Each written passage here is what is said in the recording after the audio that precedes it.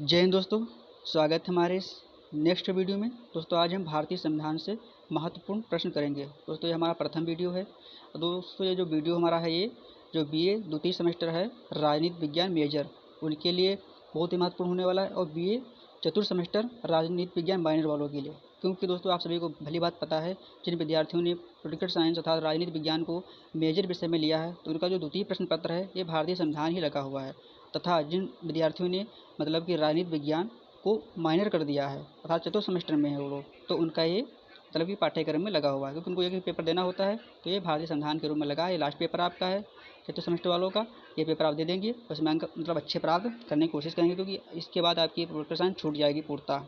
क्योंकि इसके बाद आपको सिर्फ 2 ही मतलब पेपर पढ़ने होते हैं। तो जो भी आप मतलब कि मेजर रखे होंगे, जो भी विषय 2 वो आपको पढ़ने होंगे, और जो उसमें भी जो आपने फर्स्ट रखा है उसमें तो आपको लगभग 4 पेपर पढ़ने होते हैं, और जो मेजर सेकंड करेंगे उसमें 2 पेपर पढ़ने होते हैं। कुल मिलाकर 6 पेपर पढ़ने होते हैं। तो चतुर्थ सेमेस्टर ही ऐसा सेमेस्टर है जिसके पश्चात ना आपको को करिकुलर देना होता है, ना ही आपके पास माइनर विषय बचती है। इसलिए आपको ऐसा करना है खासकर चतुर्थ सेमेस्टर वाले, क्योंकि आपके माइनर विषय है, इसमें अच्छे अंक आप हासिल कर सकें। बाकी द्वितीय सेमेस्टर वाले भी अच्छे अंक प्राप्त कर पाएंगे आसानी से, अगर आप सभी लोग ईमानदारी से मतलब कि ये वीडियो हमारा सीन करेंगे और ईमानदारी पूर्वक मतलब सुनेंगे ध्यान से। क्योंकि दोस्तों कुछ ऐसे फैक्चुअल डाटा है ही है, क्योंकि आपके पास इतना टाइम नहीं है कि हम मतलब कि क्लास वाइज पढ़ाएँ और आप पढ़कर क्वेश्चन कर लगाएं, क्योंकि लगभग तो 1 महीना लगेगा आपको पढ़ाते हुए। सिर्फ आपके पास समय कम है, इसलिए आप हमारा वीडियो देख रहे हैं, इसलिए हम महत्वपूर्ण प्रश्न आपकी परीक्षा में डाट यहाँ से बन सकते हैं, मतलब बिल्कुल यहाँ इस क्लास से वही कराएंगे। इसलिए आपको कुछ मैं एक्स्ट्रा नॉलेज दूंगा, जो कि आपको अगर आपके पास कापी पेन है तो आपको अच्छे समझ में आएगा। क्योंकि बहुत सी बातें हैं जो प्रश्न मतलब कि प्रश्न सिर्फ 40 प्लस ही हैं, उसमें लगभग अगर कुल मिलाकर अगर सारे प्रश्न रख दें तो 100-150 प्रश्न हो जाएंगे। इसलिए आपको साथ ही साथ नोट करके चलना है। अगर नहीं नोट करना है तो आपको ये वीडियो लगभग 2-3 बार देखना है, जिससे आपको पूर्णतः ही वो याद हो जाएंगे। इसलिए आपको ध्यानपूर्वक आप रीड लगा लीजिए और आराम से वीडियो देखिए और ध्यानपूर्वक प्रश्नों को उत्तर देते हुए चलिए, जो आपको पहले से पता हो। तो स्टार्ट करते हैं, क्योंकि आपका फर्स्ट जो यूनिट लगी हुई है तो यही लगा making of the Indian constitution, तब भारतीय संविधान का निर्माण। तो वहीं से स्टार्ट किए हैं कि भारतीय संविधान का निर्माण कैसे कैसे हुआ। क्योंकि दोस्तों इसमें सिर्फ आप संविधान सभा और प्रस्तावना से संबंधित प्रश्न हैं, बाकी जो नेक्स्ट हैं धीरे धीरे आपके प्रॉपर हम प्रोवाइड करा देंगे, आपको सिर्फ बना रहना लगातार। तो स्टार्ट करते हैं। हमारा पहला प्रश्न ये है कि विश्व में संविधान सभा की जो मांग है सर्वप्रथम किस देश में हुई। दोस्तों आपको पता है कि यह जो एक्ट हैं वो आपको पहले ही मतलब आप सभी लोग पढ़ चुके हैं, तो इसमें नहीं पढ़ना होता। इसमें सिर्फ आपको संविधान सभा से ही मतलब स्टार्ट करना है, और आपको बिल्कुल स्थानीय स्वशासन जो पंचायती राज व्यवस्था है वहाँ तक आपको पढ़ना है। तो वहाँ तक हम कराएंगे, तो यहाँ एक्ट वाली कोई बात नहीं। बाकी आपको पता है क्वेश्चन आ जाते हैं तो आपको पहले से पता होगा। अगर नहीं पता आप लोग बताइएगा, वो ऊपर मतलब वीडियो जितने भी एक्ट आए हैं 1773 लेकर रेगुलेटरी एक्ट से 1935 अधिनियम तक, या फिर आप कहेंगे तो स्वतंत्रता अधिनियम 1947 तक भी करा देंगे हम। जैसे आपकी मर्जी, आप कहेंगे तो हम कराएंगे। तो पहला प्रश्न ये है कि विश्व में संविधान सभा की मांग सर्वप्रथम किस देश में हुई। तो किस देश में हुई, तो दोस्तों विश्व वर्ल्ड की बात हो रही है। तो विश्व में सर्वप्रथम संविधान सभा की मांग जो है ब्रिटेन में हुई थी 1215 ईस्वी में। तो इस प्रश्न का आप सभी लोग उत्तर बी टिक करने की कोशिश कर रहे हैं, तो आपका उत्तर बिल्कुल ही सही होगा, अर्थात ब्रिटेन जो है विश्व में संविधान सभा की मांग सर्वप्रथम ब्रिटेन में हुई थी। नेक्स्ट प्रश्न है कि विश्व में संविधान सभा सर्वप्रथम किस देश में बनी। तो किस देश में बनी, तो बनी थी दोस्तों सर्वप्रथम अमेरिका में, USA, United state of America. दोस्तों हम आपको बता दें यहाँ पर, क्योंकि दोस्तों ये जो ब्रिटेन है वहाँ पर सिर्फ मतलब कि संविधान सभा की मांग हुई बट बनी नहीं थी। जो ब्रिटेन में है 1215 ईस्वी में संविधान सभा की मांग हुई थी, लेकिन बनी नहीं थी। बनी थी 1787 ईस्वी में, जो आपका यूएसए है अमेरिका, वहाँ पर 1787 ईस्वी में, कितने 1787 ईस्वी में फिलाडेल्फिया एक जगह है। जिन लोगों ने मतलब कि हिस्ट्री मेजर रखा है तो उनको वो लोग तृतीय सेमेस्टर में पढ़े होंगे, मतलब कि अब अमेरिका की क्रांति, उसमें एक जगह का उल्लेख होगा फिलाडेल्फिया, जिसमें युद्ध भी होता है फिलाडेल्फिया का। इसमें वही जो कॉर्नवालिस उसकी पराजय भी होती है। तो जो फिलाडेल्फिया है वहीं पर भी संविधान सभा का मतलब कि निर्माण होता है 1787 ईस्वी में अमेरिका में। इसलिए अगर ये प्रश्न आया कि मतलब कि संविधान सभा की मांग कहाँ हुई, तो आप टिक करिएगा ब्रिटेन में सर्वप्रथम। बट बनी कहाँ, तो बनी थी अमेरिका में। ये भी आपको ध्यान रखना है, ये विश्व की बात हो रही है। नेक्स्ट प्रश्न है कि भारत में संविधान सभा की मांग किसने की। दोस्तों ये महत्वपूर्ण हो जाता है भारत से, क्योंकि भारतीय संविधान आपको लगा ही है। तो भारत में सर्वप्रथम संविधान सभा की मांग किसने की, तो दोस्तों इसमें मांग की थी बाल गंगाधर तिलक ने। विकल्प नंबर ए, दोस्तों जो बाल गंगाधर तिलक जी हैं उन्होंने 1895 ईस्वी में, कितने में 1895 ईस्वी में इनका एक स्वराज बिल विधेयक था, उसमें मतलब कि संविधान सभा की मांग रखी स्वराज बिल में 1895 ईस्वी में। और उसके पश्चात 1924 ईस्वी में 1924 ईस्वी में महात्मा गांधी ने उनकी पुस्तक थी यंग इंडिया, उसमें इन्होंने संविधान सभा की मांग रखा। तो 1895 में स्वराज बिल में कौन, बाल गंगाधर तिलक, और 1924 में कौन कौन महात्मा गांधी, यंग इंडिया पुस्तक में। लेकिन दोस्तों ये जो दो ही मांगे थी ये बिल्कुल मतलब अनौपचारिक थी दोस्तों, क्योंकि जो बाल गंगाधर तिलक हैं और महात्मा गांधी इन्होंने जो मांग की मतलब कि अनौपचारिक मांग थी, मतलब एक प्रकार से औपचारिक मांग नहीं थी। लेकिन जो मानवेंद्र नाथ राय, यहाँ तक आपको सभी लोग शार्ट इसका नाम मतलब इनके नाम पढ़े होंगे, इनका नाम लिखा अक्सर मिलता है यम एन राय, अर्थात इनका फुल नेम है मानवेंद्र नाथ राय। ये दोस्तों ये आए तो ठीक अच्छी बात है, नहीं आता तो आएगा आपको विकल्प में यम एन राय। दोस्तों ये बहुत ही महत्वपूर्ण प्रश्न है, मतलब कि हो जाता है, क्योंकि दोस्तों इन्होंने सर्वप्रथम 1934 ईस्वी में मतलब कि औपचारिक रूप से मांग रखी है कि हमको एक संविधान सभा चाहिए जो भारतीयों द्वारा बनी होनी चाहिए। किसने, मानवेंद्र नाथ राय। उसके पश्चात 1935 ईस्वी में जो है कांग्रेस द्वारा मांग की गई संविधान सभा की। तत्पश्चात 1938 ईस्वी में किसने मांग किया, जवाहरलाल नेहरू ने संविधान सभा की मांग की। दोस्तों कितने फैक्ट ने बता दिए, तो आपको मतलब कि तुरंत नोटबुक लीजिए, उसमें नोट कर लीजिए कि सर्वप्रथम किसने मांग की, तो बाल गंगाधर तिलक ने 1845 ईस्वी में स्वराज बिल में, और 1924 में महात्मा गांधी ने यंग इंडिया पुस्तक में। और औपचारिक मांग किसने की, सर्वप्रथम औपचारिक दोस्तों मानवेंद्र नाथ राय ने की। दोस्तों ये प्रश्न इस तरह भी आ सकता है कि सर्वप्रथम मांग किसने की, तो अगर मानवेंद्र नाथ राय हैं दोस्तों तो उसको टिक करिएगा, क्योंकि दोस्तों ये मांग थी बाल गंगाधर तिलक और महात्मा गांधी दोस्तों, तो ये मांग औपचारिक नहीं थी, ये मांग थी अनौपचारिक। हमने कई बार बता दिया है कि ये मांग अनौपचारिक थी, इसलिए आपको क्लियरिटी मतलब कि होना चाहिए कि कन्फ्यूजन नहीं होना है। लेकिन दोस्तों जो मानवेंद्र नाथ ने जो मांग की थी वो थी औपचारिक मांग थी, इसलिए इनका नाम आता है अक्सर, तो आप सभी लोग ध्यान रखिएगा।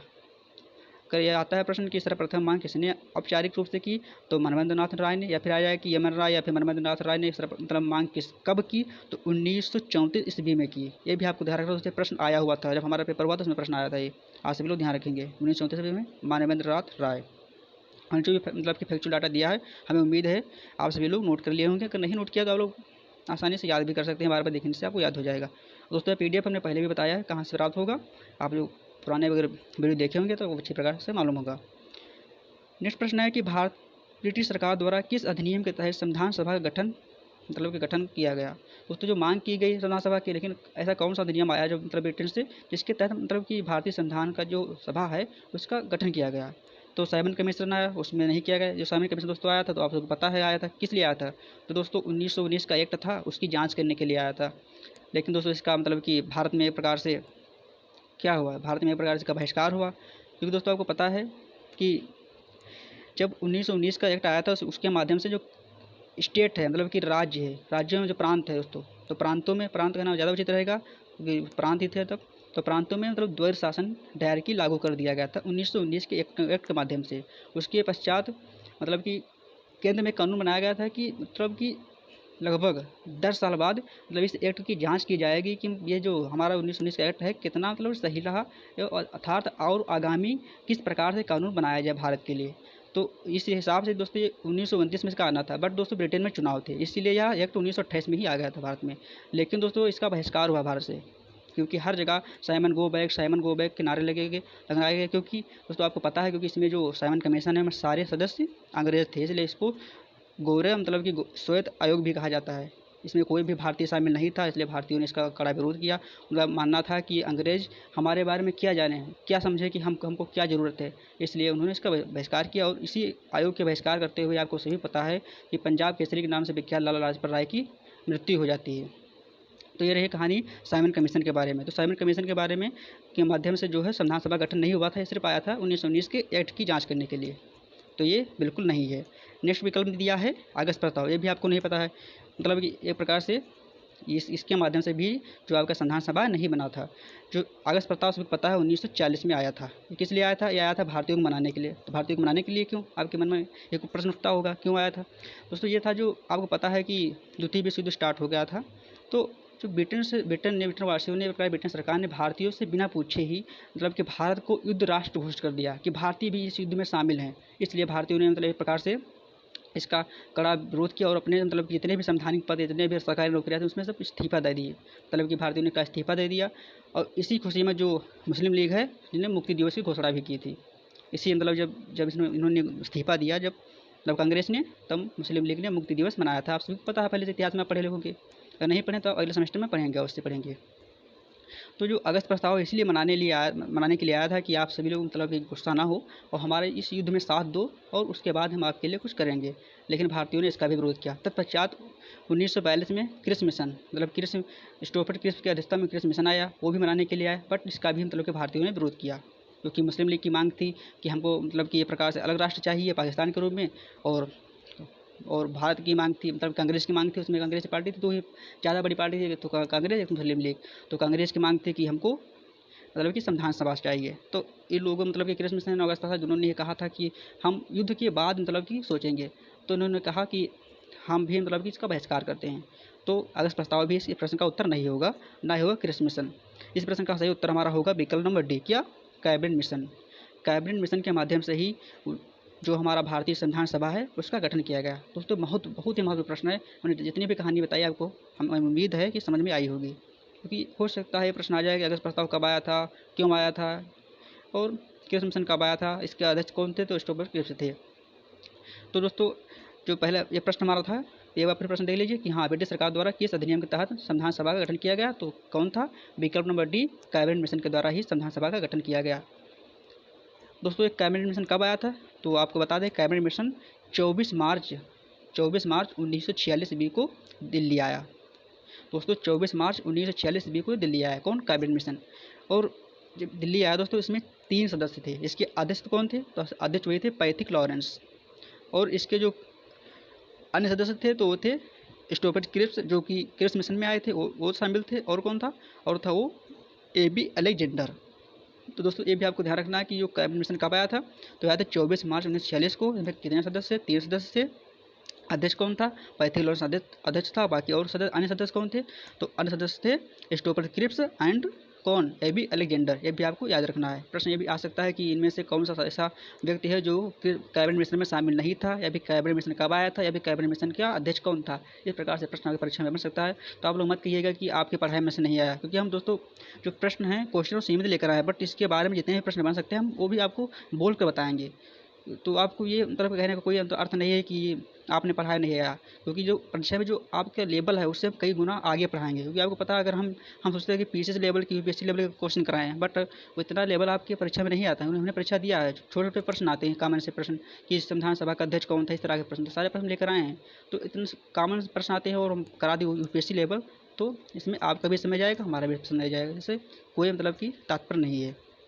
इसलिए जितना भी हम बता रहे हैं आपको सिर्फ ध्यानपूर्वक सुनना है और वीडियो अच्छे प्रकार से देखना है। तो कैबिनेट मिशन कब आया था, 24 मार्च 1946 को आया था। तो हमने सदस्य बता दिए। दोस्तों ये जो कैबिनेट मिशन है 24 मार्च 1946 को दिल्ली में आया, लेकिन इसने रिपोर्ट कब दी, तो दोस्तों जो कैबिनेट मिशन है इसने रिपोर्ट 16 मई में दिया था, 16 मई 1946 को। 24 मार्च को आया था और 16 मई 1946 ने रिपोर्ट दिया। इस रिपोर्ट के माध्यम से इसने 2 कार्य किए, कहने के लिए सिफारिश की। पहला तो संविधान सभा गठन ही था ये, दूसरा अंतरिम सरकारी गठन भी इसने किया। तो आगे हम पढ़ेंगे अंतरिम सरकार गठन कब हुआ था, कौन अध्यक्ष था, कौन उपाध्यक्ष था, कितने मंत्री थे। इस प्रकार से अंतरिम सरकार से प्रश्न भी आ सकते हैं, और संविधान सभा तो पढ़ ही रहे हैं दोस्तों। तो इसने 24 मार्च 1946 को आया है और 16 मई 1946 को अपनी रिपोर्ट सौंपी। तो ये रही बातें किसके बारे में, कैबिनेट मिशन के बारे में, जो आपको बिल्कुल ध्यान रखना है, स्मरण रखना है। प्रश्न यहाँ से बन सकते हैं।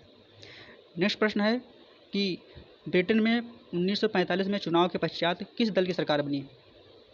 तो दोस्तों 1945 में ब्रिटेन में चुनाव हुआ, तो उसमें जो मजदूर दल अर्थात या फिर लेबर पार्टी, दोस्तों जो लेबर पार्टी का ही हिंदी ट्रांसलेट मजदूर है, लेकिन कहीं कहीं दोस्तों जो हिंदी मीडियम जो होता है उसमें भी लेबर लिखा हुआ आ जाता है, इसलिए हमने लेबर भी कर दिया इसमें। तो जो 1945 में ब्रिटेन में चुनाव हुआ उसके माध्यम से कंजर्वेटिव पार्टी जो थी इसमें इससे लड़ रहे थे उम्मीदवार थे, उनका नाम था विंस्टन चर्चिल, वो हार गए।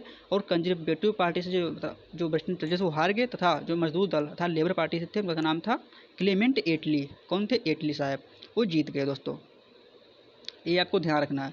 ये रही मतलब कि चुनाव। ये प्रश्न आ जाए कि 1945 में चुनाव हुआ तो कौन जीता, तो क्लेमेंट एटली। या फिर यह प्रश्न आ जाए कि मजदूर दल से मतलब कि मजदूर दल से पार्टी से कौन संबंधित है, तो क्लेमेंट एटली जो कि मजदूर दल से संबंधित थे।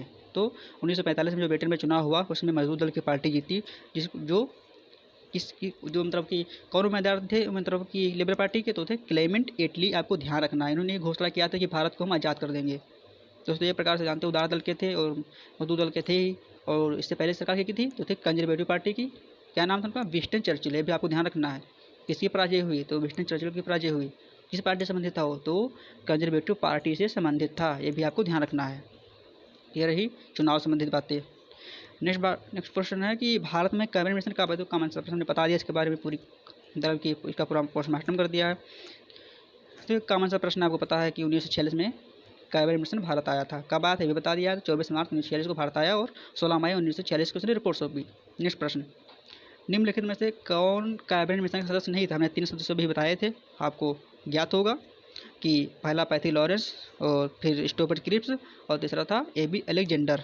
तो कौन नहीं था सदस्य इसमें, मतलब कि इसमें कौन था मतलब है, तो वही है पैथी लॉरेंस जो कि अध्यक्ष था कैबिनेट मिशन का। बाकी साइमन और इटली तो आपको पता ही था, जो जॉन साइमन है तो जो साइमन कमीशन आया था उसके अध्यक्ष थे। और क्लाइमेट इटली दोस्तों है तो जानते हैं आप PM बन गए हैं, ब्रिटेन के चुनाव हो गया है। और नेक्स्ट बेबेल आपको पता ही है, वायसराय भारत का। तो कौन है, पैथी लॉरेंस ही कैबिनेट मिशन के अध्यक्ष और सदस्य दोनों थे, आप सबको ध्यान रखना। नेक्स्ट प्रश्न है कि संविधान सभा में कितने व्यक्तियों पर एक सीट निर्धारित की गई। दोस्तों जब कैबिनेट मिशन ने संविधान सभा गठन करने का मतलब बात कही तो इसने कहा कि 10 लाख व्यक्तियों पर मतलब एक सीट निर्धारित की, मतलब की। तो आप सभी का उत्तर सही होगा 10 लाख, क्योंकि दोस्तों इसने 389 सीटें मतलब कि निर्धारित की। कहा कि 389 पर ही मतलब कि एक प्रकार से संविधान सभा में होंगी, जिसमें कुछ पर चुनाव होना था और कुछ पर मतलब कि एक प्रकार से मनोनीत होनी थी। तो ये भी आपको आगे बताएंगे किस पर कितने पर चुनाव होना था और कितने पर मतलब कि कितने मनोनीत होने थे। तो और बाकी ये जो सीटें हैं तो एक जो 10 लाख व्यक्ति पर एक सीट निर्धारित की गई दोस्तों। उस समय कितनी जनसंख्या थी, तो आपको 10 गुणा करें 389 का, आपको पता चल जाएगा कितनी उस समय जनसंख्या थी। तो आपको ध्यान रखना है कि प्रति व्यक्ति मतलब 10 लाख व्यक्तियों पर एक सीट उस समय निर्धारित की गई थी संविधान सभा के चुनाव के लिए। ये भी आपको ध्यान रखना है, हो सकता है प्रश्न ये आ जाए, कॉमन सा प्रश्न है तो 10 लाख आपको ध्यान रखना। नेक्स्ट प्रश्न है कि कैबिनेट मिशन के अनुसार संविधान सभा में कितनी सीटें निर्धारित की गई। कितनी सीटें बता दिया, 389 सीटें थी, तो विकल्प नंबर इसका सी सही होगा, 389। नेक्स्ट प्रश्न है कि संविधान सभा में कितनी सीटें देशी रियासतों के लिए आवंटित की गई, कितनी थी, तो थी 93 सीटें दोस्तों, विकल्प नंबर बी। दोस्तों जब कैबिनेट मिशन आया तो इसमें आपको पता है 389 सीटें इसने आवंटित की कि 389 मतलब कि संविधान सभा के लिए होंगी, जिसमें से दोस्तों लगभग 296 सीटों पर दोस्तों चुनाव होना था। ये प्रकार चुनाव दोस्तों अप्रत्यक्ष था, आपको पता है, जो कि प्रांतीय विधानसभा में जो चुने हुए व्यक्ति थे वही वोट मतलब कि किया था। आपको पता है कि इसमें जनता ने प्रतिभाग नहीं किया था, इसीलिए इसके मतलब कि जो संविधान सभा इसकी आलोचना जो जिन लोगों को आलोचना किया तो उन्होंने ये भी तर्क दिया है कि संविधान सभा जो है तो ये मतलब कि निर्वाचित नहीं थी, प्रत्यक्ष निर्वाचित नहीं थी, ये अप्रत्यक्ष निर्वाचित थी। जिस प्रकार राष्ट्रपति का चुनाव होता है प्रेजेंट टाइम में, ठीक उसी प्रकार था मतलब कि संविधान सभा के निर्वाचन। लेकिन फिर भी 296 मतलब पर चुनाव होना था। बाकी जो 93 सीटें थी तो उस पर क्या होना था, नॉमिनेटेड मनोनीत। जो ये सीटें थी देशी रियासतें को नहीं, जब आपको पता है राजा रजवाड़े उसमें थे, जब भारत आज़ाद नहीं हुआ तो उससे पहले कई देशी रियासतें थी वहाँ, जिसमें राजा रानी मतलब राज किया करते थे। तो वहाँ पर उनके लिए 93 सीटें मतलब प्रकार से आवंटित की गई कि 93 सीटों पर जो राजा जिस भी रियासत का राजा होगा वो किसी भी व्यक्ति को भेज दे संविधान सभा के लिए, उस पर चुनाव नहीं होना था। तो इसलिए इस प्रश्न का सही उत्तर हुआ 93 सीटें ही देशी रियासतों के लिए आवंटित की गई। और बाकी जो 296 सीटें थी दोस्तों इन पर चुनाव होना था, वह भी अप्रत्यक्ष चुनाव होना था। इनमें भी जो 4 सीटें थी दोस्तों, 4 सीटें वो थी ब्रिटिश मतलब कि कमीशनरी स्टेट थी। बाकी दोस्तों जो 94 सीटें थी दोस्तों, एक बार फिर समझाते हैं, जो 296 सीटें थी इस पर चुनाव होना था, जिसमें से 200 जो 92 सीटें थी वो क्या थी, वो थी ब्रिटिश मतलब कि प्रोविंस की, जो ब्रिटिश प्रांत हैं जहाँ पर ब्रिटिश का मतलब कि एक प्रकार से नियंत्रण है, वहाँ से मतलब वो लोग मतलब इस पर चुनाव लड़ेंगे, वहाँ से थी। और बाकी जो 4 सीटें थी वो थी कमीशनरी स्टेट की दोस्तों थी। तो उसमें कमीशनरी स्टेट की बात की जाए, अगर प्रश्न यह भी आ जाए कि उस समय कितनी कमीशनरी स्टेट थी, तो 4 थी। उनके नाम अगर पूछ लिया जाए तो था ABCD, तरीके उसकी है ABCD, अर्थात क्या, अजमेर, A से अजमेर, B से बलूचिस्तान और C से कुर्ग। अगर कुर्ग ऑप्शन नहीं दिया गया तो कर्नाटक ही कुर्ग के अंदर आता है दोस्तों, कर्नाटक के अंदर ही कुर्ग आता है दोस्तों, कुर्ग या फिर कर्नाटक, C से कुर्ग या फिर कर्नाटक, और D से दिल्ली, आपको पता ही है। तो ABCD देखा है अजमेर, बलूचिस्तान और कुर्ग या कर्नाटक या दिल्ली।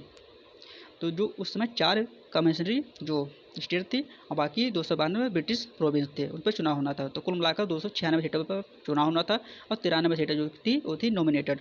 ये आपको ध्यान रखना है, प्रश्न किसी भी प्रकार से आ जाए तो आप आसानी से कर पाएंगे अगर आप सही से समझे होंगे। नेक्स्ट प्रश्न है कि संविधान सभा में कितनी सीटों पर चुनाव होने थे। दोस्तों आ गया कितनी सीटों पर चुनाव होने, 296 सीटों पर चुनाव होने थे। तो विकल्प नंबर ए सही इसका, 296 सीटों पर ही चुनाव होने थे। बाकी जो 93 सीटें थी उस पर आपको पता है कि देश रियासत नॉमिनेटेड होनी थी, मतलब कि मनोनीत सीटें, जो भी मतलब राजा भेज देगा और इसको भी उठा के वो संविधान सभा में आराम से बैठ जाएगा। और बाकी जो 96 सीटें थी उन पर चुनाव होना था, वो भी अप्रत्यक्ष। आप सभी पता है, कई बार उसको दोहरा चुके हैं, इसमें आपको कन्फ्यूजन नहीं होनी चाहिए दोस्तों। नेक्स्ट प्रश्न है कि चुनाव के पश्चात कितनी सीटों पर मुस्लिम लीग ने जीत हासिल की। दोस्तों जब चुनाव हो गए, कितने सीटों पर चुनाव हुए, तो आपको पता है, कई बार बता दिया कि 296 सीटों पर चुनाव हुए थे। कितनी, 296 सीटों पर चुनाव हुए थे और 93 सीटों पर मतलब कि नॉमिनेटेड में मनोनीत हुआ था, तो इनको छोड़ दो। लेकिन जो जिन पर चुनाव हुए थे 296 सीटों पर, इनमें चुनाव जो हुए थे तो इनमें जो 73 सीटें हैं दोस्तों वो मुस्लिम लीग को प्राप्त हुई, और जो 208 सीटें जो हैं वो कांग्रेस को प्राप्त हुई। दोस्तों ये भी आपको ध्यान रखना है। और जो 8 सीटें जो हैं वो निर्दलीय जो पार्टी थी, निर्दलीय उसको प्राप्त हुई। बाकी 1 सीटें जो भी पार्टियाँ थी उनको प्राप्त हुई। तो ये आपको नहीं ध्यान रखना, इतना आपको ध्यान रखना है कि जो चुनाव हुए उसमें 208 सीटें कांग्रेस को प्राप्त हुई और 73 सीटें जो हैं मुस्लिम लीग को प्राप्त हुई। इसमें से 296 जिन पर चुनाव हुआ था जो अप्रत्यक्ष था, ये आपको ध्यान रखना दोस्तों। तो इस प्रश्न का सही उत्तर हमारा क्या होगा, तो विकल्प नंबर बी 93, सॉरी सी 73 सीटें मुस्लिम लीग को प्राप्त हुई और 208 किसको, कांग्रेस को। ये आप सभी लोग ध्यान रखेंगे। नेक्स्ट प्रश्न है कि संविधान सभा में देशी रियासत में से शामिल होने वाली महिला का क्या नाम था। दोस्तों एकमात्र जो देशी रियासत, जैसे पता है आपको, कई बार बता दिया देशी रियासतें क्या होती हैं, तो वही होती हैं जो जहाँ पर राजा रजवाड़ों का शासन था उन्हें देशी रियासतें कहती हैं। तो इसी प्रश्न हमारा यह कह रहा है कि संविधान सभा में देशी रियासत से शामिल होने वाली महिला का क्या नाम था। तो ऐसी कौन सी महिला थी जो देशी रियासत से संविधान सभा में आई हुई थी, तो उस महिला का नाम था एनी मिस्करनी, जो कि त्रावणकोर से थी। दोस्तों आप सभी लोग ध्यान रखना है। और जो दक्षिणी दोस्तों ये भी आपको ध्यान रखने प्रश्न आ जाए कि संविधान सभा में एकमात्र एससी अर्थात अनुसूचित जाति से संबंधित महिला कौन थी, अर्थात संविधान सभा में एकमात्र एससी महिला का नाम बताइए, तो दक्षिणी आप सभी लोग टिक करेंगे, दक्षिणी थी। और जैसे रियासत से कौन थी, तो थी एनी मिस्करनी। और अगर यह प्रश्न आ जाए कि संविधान सभा में एकमात्र मुस्लिम महिला कौन थी, तो थी बेगम एजाज रसूल, जो कहाँ से थी, वो थी उत्तर प्रदेश से। तो आप सभी को ध्यान रखना है, इसमें कन्फ्यूजन नहीं होना। इतने डीपली प्रश्न आपकी परीक्षा में नहीं आएंगे, लेकिन आपको ध्यान रखना अगर आ जाए कि एक संविधान सभा में एकमात्र मुस्लिम महिला कौन थे, तो बेगम एजाज रसूल। और एकमात्र एससी महिला तो दक्षिणी, और एकमात्र मतलब देशी रियासत से महिला तो थी एनी मिस्करनी। ये भी आपको ध्यान रखना है, जो कि त्रावणकोर से थी।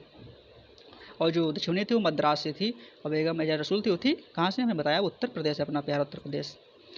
नेक्स्ट प्रश्न है कि संविधान सभा में भारत के किस राज्य से सर्वाधिक महिलाएं थी। दोस्तों तो किस राज्य, ऐसा कौन सा राज्य था जिसमें जहाँ से सर्वाधिक महिलाएं थी, मतलब संविधान सभा में, तो वो था अपना उत्तर प्रदेश। दोस्तों यहाँ से लगभग 5 महिलाएं थी, लगभग कुल टोटल 5 महिलाएं थी दोस्तों, 5 महिलाएं उत्तर प्रदेश से थी। दोस्तों यह भी आपको ध्यान रखना है कौन कौन सी थी। अगर आप सबको याद रखना है, अगर नोट करना है तो लिख लीजिए। ये जो थी उनका नाम था सरोजिनी नायडू और पूर्णिमा बनर्जी और कमला चौधरी और विजय लक्ष्मी पंडित और बेगम एजाज रसूल। कितनी महिला हुई, पूर्णिमा बनर्जी हो गई, कमला चौधरी हो गई, विजय लक्ष्मी पंडित हो गई, सरोजिनी नायडू हो गई और बेगम एजाज रसूल। 5 महिलाएं टोटल हो गई, जो महिलाएं उत्तर प्रदेश से थी। दोस्तों ये भी आपको ध्यान रखना है, प्रश्न आएगा नहीं, ये ना डीपली नहीं पूछता है आपके पेपर में, लेकिन फिर भी आपको पता होना चाहिए कितनी महिलाएं। दोस्तों जो ये पॉलिटी है सिर्फ आपकी बीए में नहीं लगी, आप अगर नेट 11 से करेंगे तो भी इंपॉर्टेंट है ही। बाकी आप ये नहीं करेंगे क्षेत्र में, अगर कोई भी कंपटीशन तैयारी करेंगे, या पीएससी हो या फिर पीसीएस, वो पीएससी तो है, ये यूपीएससी है, या फिर अन्य कोई वनडे एग्जाम है, उसमें भी संविधान से संबंधित प्रश्न आते ही आते हैं, क्योंकि जहाँ भी कंपटीशन वहाँ संविधान तो लगा ही है दोस्तों।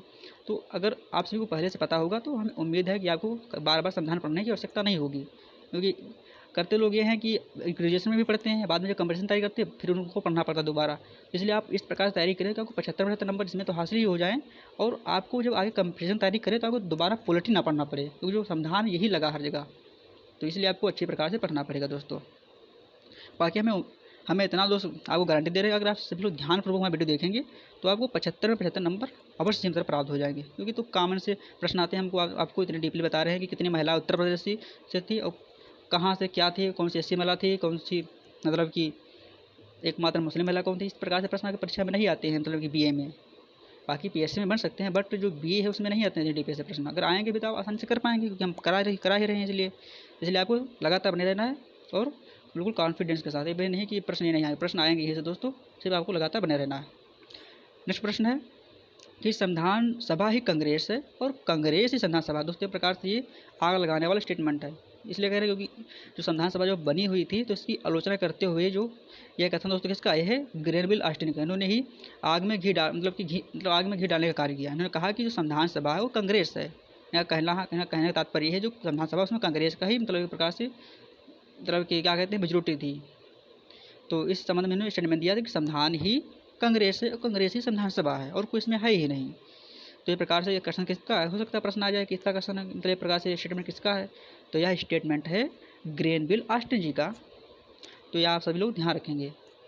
नेक्स्ट प्रश्न है कि भारत के विभाजन के पश्चात संविधान सभा में कितनी सीटें बची, तो कितने बची दोस्तों आपको पता है टोटल सीटें कितनी थी संविधान सभा में, तो 389 थी। बट जब भारत देश का अपना मतलब विभाजन हो गया 15 अगस्त 1947 को, तत्पश्चात हमारे भारतीय संविधान सभा में टोटल 299 सीटें प्राप्त तो बची, जिसमें 229 सीटें थी मतलब ब्रिटिश प्रोविंस से। ये भी आपको ध्यान रखना है। तो कितनी बची, अगर ये प्रश्न आ जाए कि अब परीक्षा में कि भारत के विभाजन पश्चात संविधान सभा में कितनी सीटें बची, तो बची 299।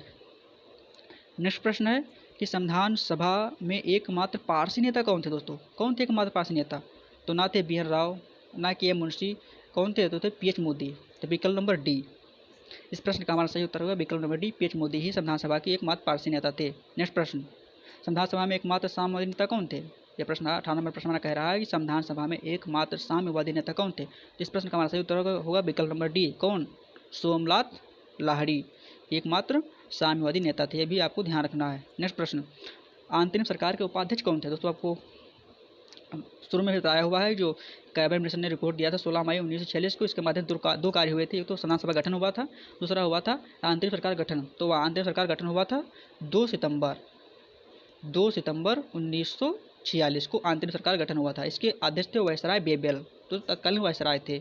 लेकिन इसके उपाध्यक्ष कौन थे, इसके उपाध्यक्ष थे जवाहरलाल नेहरू। ये भी आपको ध्यान रखना है। तो ये भी आप बता दिए। अगर प्रश्न आ जाए कि अंतरिम सरकार का मतलब गठन कब हुआ था, तो बता 2 सितंबर 1946 को। इसके अध्यक्ष कौन थे पूछा जाए तो बताना आपको है वायसराय बेबल को। अगर पूछा जाए उपाध्यक्ष कौन है तो आपको बताना जवाहरलाल नेहरू को। ये भी आपको ध्यान रखना है। और दोस्तों इस जो सरकार है इसमें कितने मंत्री थे ये भी प्रश्न है, तो आपको बताना टोटल 15 मंत्री थे। ये भी आपको ध्यान रखना है, कितने मंत्री, टोटल 15 मंत्री थे। नेक्स्ट प्रश्न है संविधान सभा की प्रथम बैठक कब हुई, तो कब हुई थी, तो दोस्तों इसमें टाइपिंग मतलब कि एरर है, क्योंकि दोस्तों जो प्रथम बैठक है वो हुई थी 9 दिसंबर को, 9 दिसंबर 1946 को दोस्तों हुई थी। तो ये ऑप्शन में ही नहीं है, तो आपको ध्यान रखना है, कॉमन सी बात है, टाइपिंग मिस्टेक हो गया। तो संविधान सभा की प्रथम बैठक है दोस्तों 9 दिसंबर 1946 को हुई थी। कितनी कब हुई थी, 9 दिसंबर 1946 को। मैंने बार बार बता दिया 9 दिसंबर 1946 को संविधान सभा की प्रथम बैठक हुई थी। और दोस्तों इससे जुड़ी संबंधित कौन से मतलब तथ्य हैं, तो पहला तथ्य है कि इसके अध्यक्ष कौन थे। तो इसका जो पहली बैठक हुई थी संविधान सभा की 9 दिसंबर 1946 को, इसके अध्यक्ष थे डॉक्टर सच्चिदानंद सिन्हा, जो आपको ध्यान रखना है। क्योंकि दोस्तों जो चुनाव उस समय नहीं हुआ, क्योंकि पहली प्रथम बैठक हुई थी, उसमें चुनाव होना मतलब इतने आसानी से मतलब संभव नहीं था। तो जो उस संविधान सभा में एक जो फ्रांस में क्या कहते हैं जो बुजुर्ग उसको मतलब एक प्रकार से आगे रखा जाए, उसी आधार पर दोस्तों जो सबसे बुजुर्ग व्यक्ति थे डॉक्टर सच्चिदानंद सिन्हा, उनको ही संविधान सभा का अध्यक्ष बना लिया गया था। तत्पश्चात जब दूसरी बैठक हुई थी 11 दिसंबर को दोस्तों, तब मतलब चुनाव हुआ और डॉक्टर राजेंद्र प्रसाद को संविधान सभा का अध्यक्ष बनाया गया। तो प्रश्न आ जाएगा संविधान सभा के प्रारंभ में अध्यक्ष कौन थे, तो डॉक्टर सच्चिदानंद सिन्हा थे। या फिर 9 दिसंबर 1946 को कौन अध्यक्ष थे, तो डॉक्टर सच्चिदानंद सिन्हा थे। या फिर आ जाए कि प्रथम बैठक में संविधान सभा की किसने अध्यक्षता की, तो भी डॉक्टर सच्चिदानंद सिन्हा ने ही की थी। ये आपको ध्यान रखना है। इसलिए आपको हमने कई बार बता देते हैं क्योंकि आपको क्लियरिटी होनी चाहिए, आपको कन्फ्यूजन नहीं रखना है। और फिर भी अगर आपको कोई डाउट हो रहा है आप तुरंत कमेंट कीजिए, हम उसका उत्तर तुरंत रिप्लाई करेंगे दोस्तों। कॉमन से प्रश्न में कौन सी मतलब कि रॉकेट साइंस है, यही आपको ध्यान रखना है। तो 20 नंबर प्रश्न हमारा होगा 9 दिसंबर 1946 में, जो कि विकल्प नहीं दिया हुआ है। तो आपकी हमारी गलती हुई, टाइपिंग से हो गया है, क्योंकि दोस्तों पता है कि आप अपने फ़ोन से टाइपिंग करते हैं, इतना मतलब कि साधन भी उपलब्ध नहीं है। नेक्स्ट प्रश्न है कि संविधान सभा की दूसरी बैठक की अध्यक्षता किसने की दोस्तों, दूसरी बैठक आ गई दोस्तों, तो किसने की, तो ये इसकी अध्यक्षता की थी, वो कौन थे। 1 मिनट दोस्तों, अभी रुकते हैं ब्रेक के थोड़ी बाद।